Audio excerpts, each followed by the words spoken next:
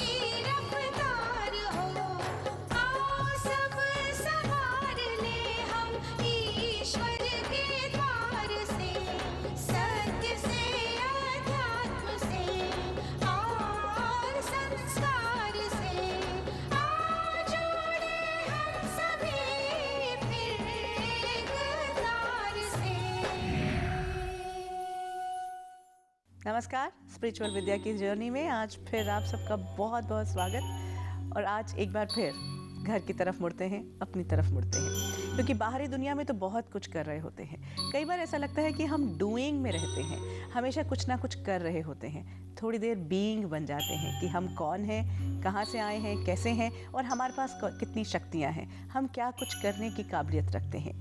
ये सब बातें हम जानते हैं इस कार्यक्रम में, इस मंच द्वारा। आज एक बार फिर हमारे साथ हैं हिज होलीनेस चामुंडा स्वामी जी। आपका बहुत बहुत स्वागत। नमस्कार।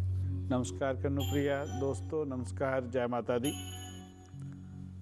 स्पिरिचुअल विद्या का ये मंच दोस्तों आपका है और आप ही इसको चलाने वाले हैं और सबसे महत्वपूर्ण भी आप ही हैं, क्योंकि आप ही दिशा बदल सकते हो, दशा बदल सकते हो, आप अपने आप को बदल सकते हो। जैसे ही आप बदलेंगे तो समाज बदलेगा, देश बदलेगा, विश्व बदलेगा। तो आपकी अंतर में जो शक्तियाँ सुप्त अवस्था में हैं, जो ज़्यादा चेतन नहीं हैं, वो ज़्यादा एक्टिव हों, चेतन हों और आप अपने मकसद में सक्सेस हों। और साथ में ही छोटी छोटी चीज़ों से जो परेशान हो जाते हैं, वो परेशानी दूर से ही भाग जाए आपसे। ऐसा ही प्रयास स्पिरिचुअल विद्या का है। इसी प्रयास को आगे बढ़ाते हैं कन्नुप्रिया जी के साथ। स्वामी जी, जैसा कि आपने कहा कि चैतन्य शक्तियाँ हमारे अपने ही अंदर हैं और कभी ना कभी ऐसा होता है ज़रूर कि हमारे जीवन में कुछ सिचुएशंस ऐसी आती हैं जिनको पार कर पाना या जिनको ओवर पार कर पाना हमारे बस में नहीं लग रहा होता। जहाँ तक हम अवेयर हैं, अगर हम इस यात्रा पर नहीं भी चले हैं, आम जिंदगी भी जी रहे हैं, देखें अगर, तो कुछ सिचुएशंस तो हम पार कर जाते हैं, जिसे हम स्ट्रेस कहते हैं अगर। लेकिन कुछ सिचुएशंस ऐसी होती हैं जिनको हम ओवर पार नहीं कर पा रहे होते। तो या तो हम उन चीज़ों को छोड़ के आगे बढ़ते हैं, या फिर उनसे जूझ रहे होते हैं, या फिर वो हम पर बहुत हावी हो जाती है और हमारा बैलेंस ही बिगड़ने लगता है, हम रियलिटी से ही परे जाने लगते हैं। स्वामी जी, ऐसे में कैसे ये विद्याएं हैं ये हमारा साथ दे सकती हैं? कन्नुप्रिया, आप एक बात सोचो, चाहे कोई भी परेशानी है, परेशानी तो आ गई आपके ऊपर और आपको क्रॉस भी करना है। परेशानी से जूझना ही है, लड़ना है उस परेशानी से। जितना आप धैर्य बना के रखेंगे, उतनी परेशानी आपसे दूर होती जाएगी। जहां आपने धैर्य खो दिया, परेशानी आपके ऊपर हावी हो गई। ज्ञान, समझ, नॉलेज सबसे पहले हमें परेशानी से दूर रखता है। आप देखें, कभी कभी अंधेरे में व्यक्ति एक पेड़ की झाड़ी को ही भूत समझ लेता है, डर जाता है, घबरा जाता है। अकेले बहुत बड़े मकान में सोया हुआ है, हवा का एक बहुत बड़ा झोंका आता है, आवाज़ आती, उसी से घबरा जाता है, डर जाता है।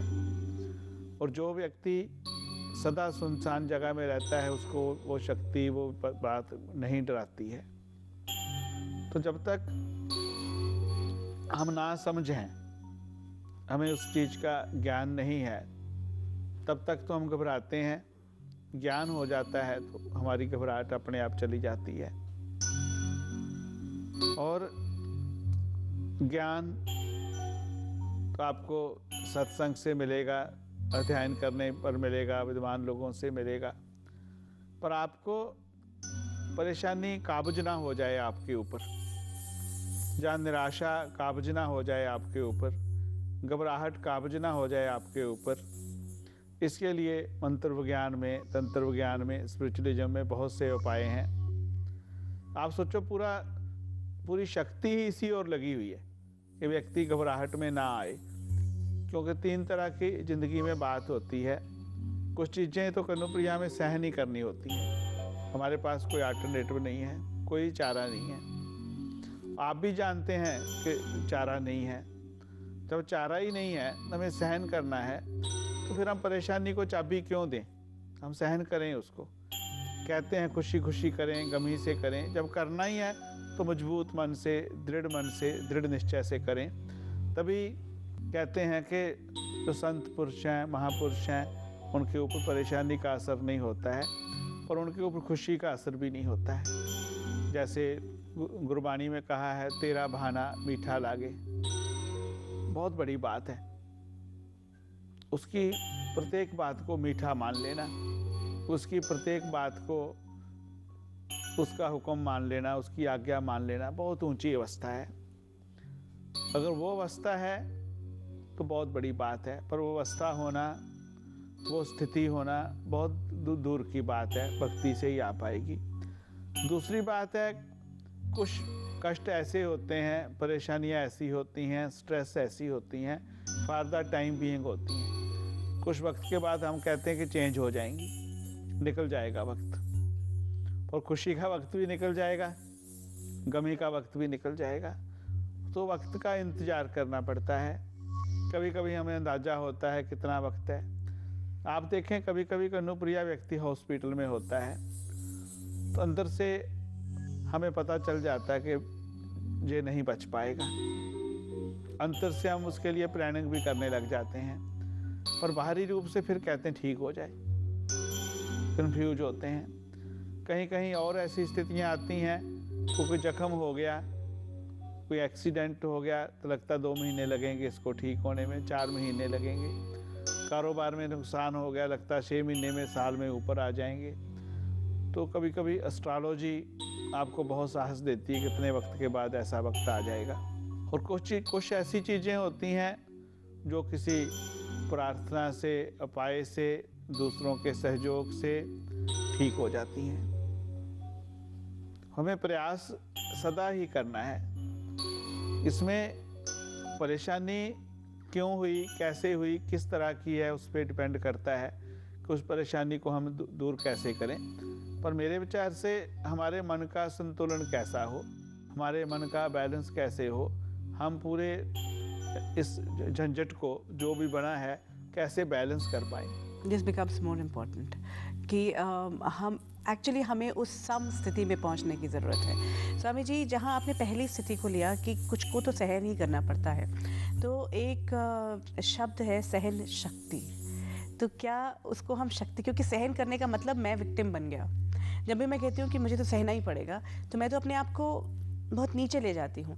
लेकिन अगर हम सहन को शक्ति है, तो उसकी शक्ति का एहसास कैसे रखें फिर? जैसे बहुत से महापुरुषों ने कन्नुप्रिया कहा है कि जो कोई समस्या आती है, वो समस्या अपने साथ उसका सलूशन लेके आती है, उसका समाधान लेके आती है। मान लीजिए फॉर एग्जाम्पल, आप परीक्षा में फेल हो गए, आपको सहन करना है, कोई चारा नहीं है, चला गया वक्त, निकल गया ना।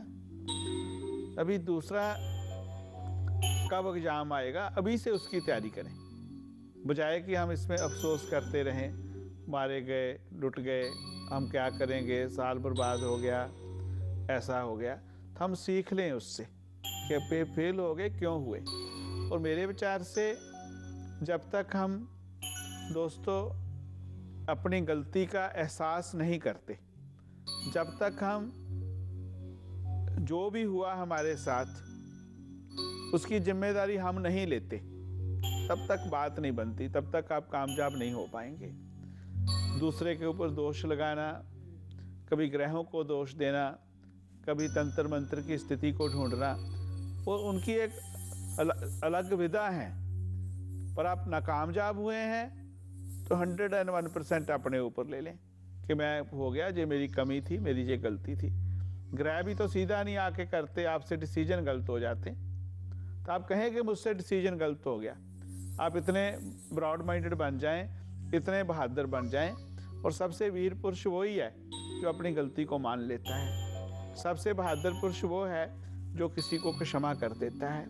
सबसे बहादुर पुरुष वो है जो किसी से क्षमा मांग लेता है। जब तक हम अपने ऊपर कोई बात नहीं लेंगे, तब तक जिंदगी में बात नहीं बन पाएगी।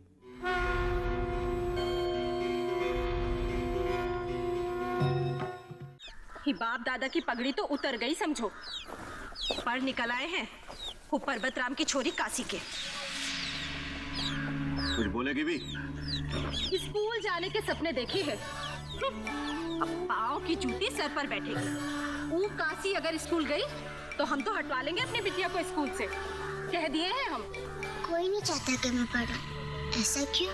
काशी सिर्फ इमेजिन पर। सलमान जैसा स्टाइल हो और शाहरुख जैसा अंदाज। माँ के फैसले तले बिखर गए प्रीति के सुनहरे सपने। गुड मॉर्निंग जी। हमारे यहाँ सिर्फ 4 से 6 के बीच में पानी आता है। ऐसे माहौल में ऐसे आदमी के साथ कैसे जी पाऊंगी मैं ये पूरा जीवन? 2 हंसों का जोड़ा सिर्फ इमेजिन पर। is brought to you by नागर बाबा जोग को संजोग में बदले and Hope Medical Institute, study medicine in European medical schools, call HMI। जिंदगी किसी भी वजह से रुकती तो नहीं, जीना तो पड़ता है ना। जिंदगी बढ़ जाती है आगे, भुलाकर गुजरा हुआ कल। पर दिल क्या करे जब किसी मोड़ पर मिल जाए बीते हुए पल। ज्योति सिर्फ इमेजिन पर।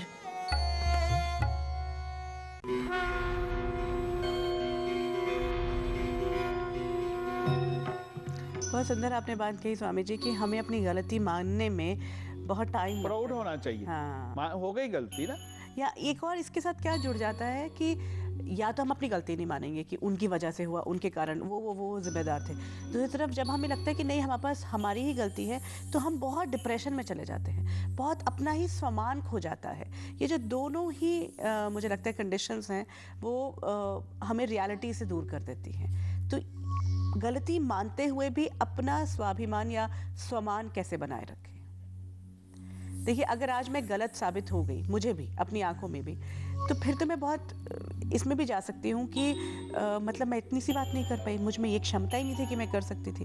फेल मैं अपनी वजह से हुई, मुझ में था ही नहीं। और वो पूरा चर्निंग चलती रहती है। फिर दोष मतलब अगर मैं दूसरे को नहीं दे रही तो अपने आप को भी देती जाऊँगी, और फिर मैं अपने आप को ही कम करती जाऊँगी। ऐसे कन्नुप्रिया, जैसे हम अगर अपनी गलती नहीं मानेंगे, आज तक देखें जिन लोगों ने, जिन व्यक्तियों ने प्रगति की है, प्रोग्रेस की है, उन्होंने अपनी गलतियों से सीखा है।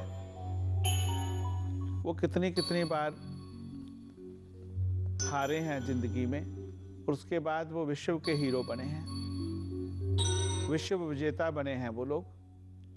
आप देखें, हम कल ही बात कर रहे थे कहीं पे कि मिस्टर होंडा जिनके नाम पे आज गाड़ियां चलती हैं, उनकी ऐसी सिचुएशन हो गई कि जब विश्व युद्ध हुआ तो जापान में उनकी जो इंडस्ट्री थी, उनकी जो फैक्ट्री थी, सब तबाह हो गई, कुछ नहीं बचा उनके पास, दिवालिया हो गए,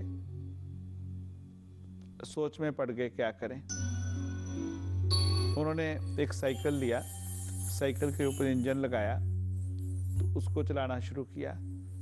फिर उनके दूसरे दोस्त ने उनको ऑर्डर दे दिया, तीसरे ने, चौथे ने, बात चल निकली। कहीं पे टेक्निकली कोई प्रॉब्लम आई, कहीं कोई सॉल्व नहीं कर पाया, उन्होंने सॉल्व की, और उसके पश्चात आज देखें होंडा का नाम ऑटो इंडस्ट्री में सबसे ऊपर लिया जाता है और शायद वो 8वीं या 9वीं क्लास पढ़े थे। अगर कठिन से कठिन वक्त होता है कन्नुप्रिया कि घर में जब कोई प्रिय खो जाता है, वो मृत्यु को प्राप्त हो जाता है, जहाँ हमें लगता है कि वो चला जाएगा, उससे कष्टकारक मुझे लगता कोई वक्त नहीं होता। दोस्तों, जिंदगी मौत ईश्वर के हाथ है, आपके वश की बात नहीं है।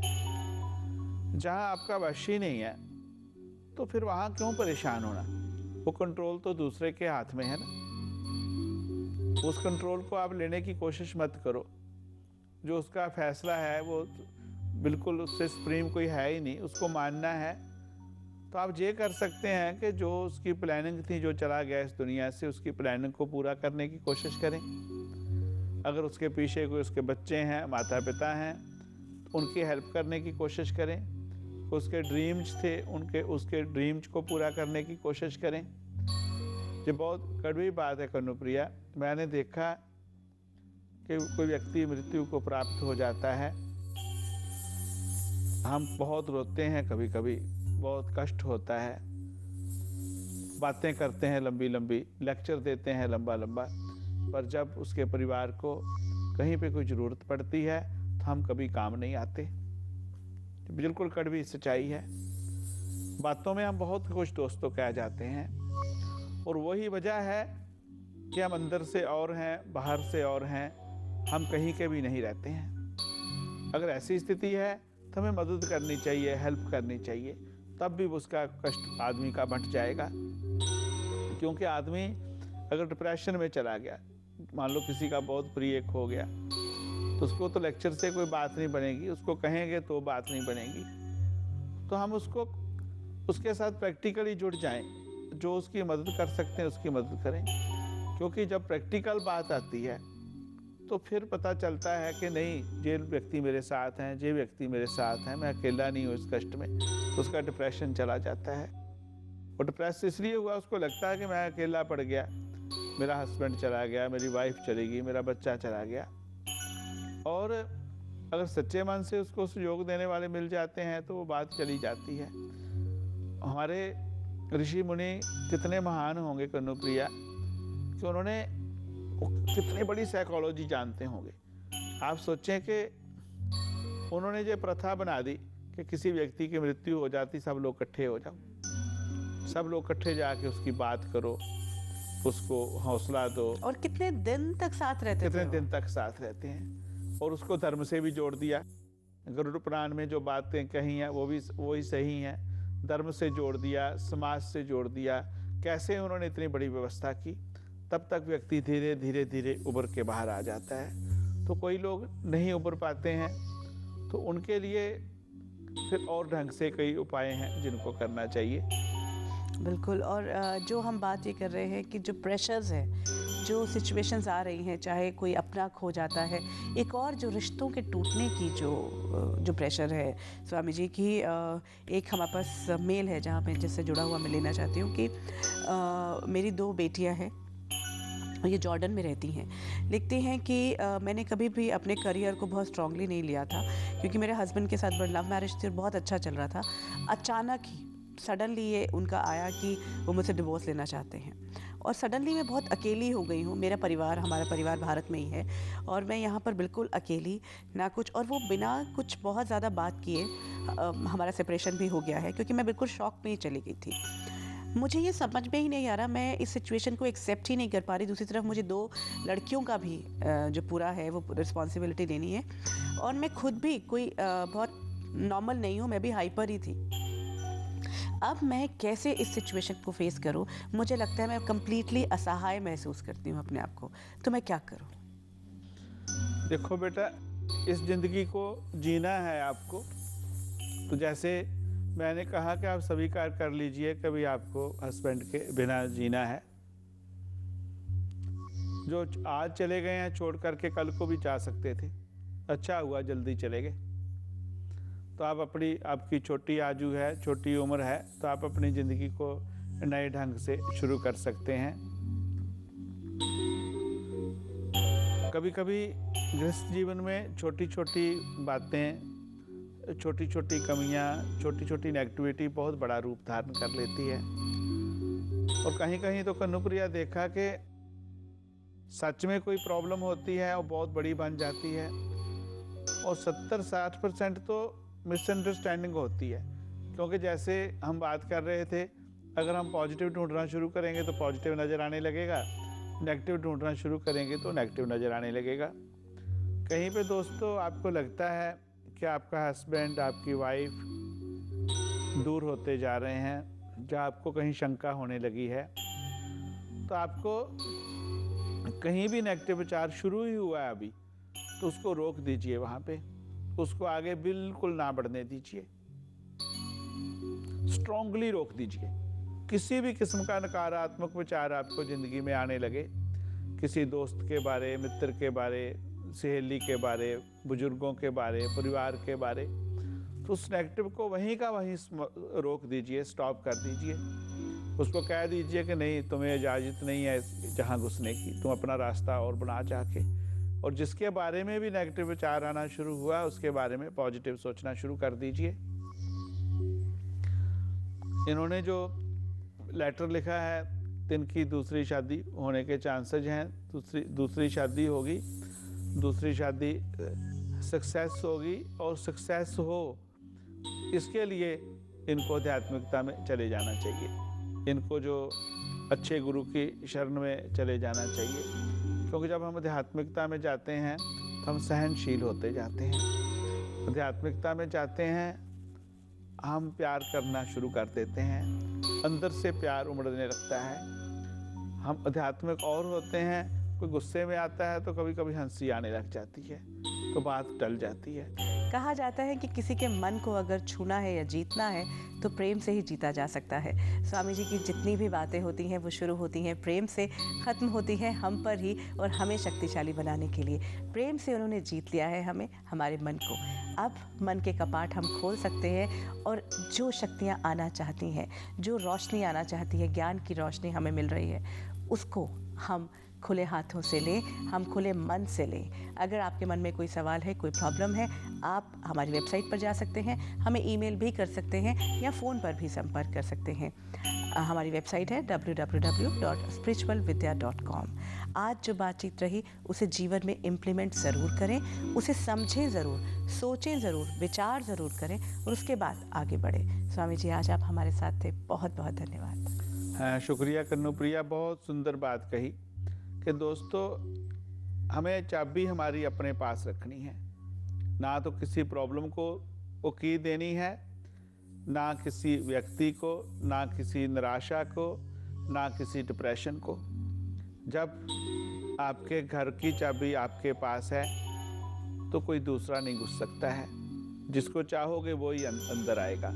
तो आपकी चाहत जितनी बड़ी होगी, आपकी चाहत जितनी अच्छी होगी, उतने ही सुखी आप होंगे, आपका पूरा परिवार होगा, आपका पूरा घर होगा, आपका पूरा देश होगा, पूरा समाज होगा। तो आप सभी सुखी हों, किसी कष्ट को आप घुसने ना दें। इसी प्रार्थना के साथ, इसी आशीर्वाद के साथ आपसे और कन्नू जी से इजाज़त चाहता हूँ।